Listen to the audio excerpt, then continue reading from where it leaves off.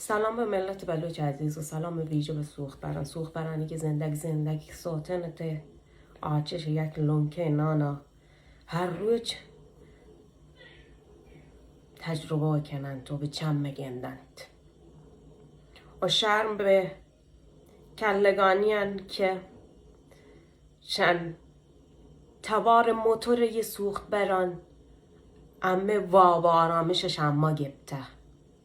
چرا که شما توار موتور شما وابا خرابی کرده ولی تو یه ماه مبارک رمضان بشی فکر نکند که توار الله زگ و ماس و گوارو براسانی که گوش نگن تو توار غار قور لاپش یتن شما را از وجدان راحت هلیتن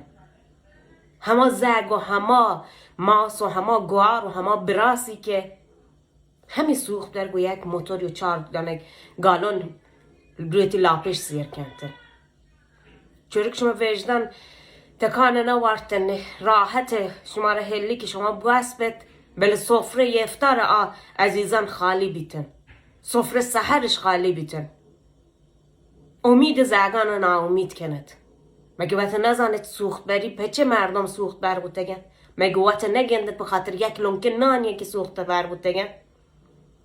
کلگانی شما وجدان دارد شما چورک توانید سوخت برانه یه برانه دید 4 دانه درجدار و نظامی که یه شما کنه که 4 دانه خبر بالغوره کنتین که امنیت فلانه اعلانه مگه امنیت شب مشما برمغانش یارته امنیت همات که امنیت ایشان یاتن امار قتل عامش کو ایشانه که هر روز سمت سوخت بران تیر جنن مگه سوخت بران گریبن مگه سوخت بران ششمه جنده زگ و اولاده نوان یک لنک نان ارزششی داری که وقتی زگان چمانا بنده تو زگانی سرا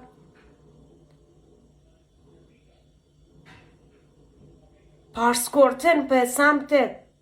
وقتی جنده بلوچه گوکت به وقتی به جنده بلوچه که تحک نداره بیایه تا یه مسیرش کلگان مر رو چون عمال وطن گشتر بودن یه ماه رمضان نجنتن پش مصرینا از سفره خالی افطار و سهر نجن پش مصرینا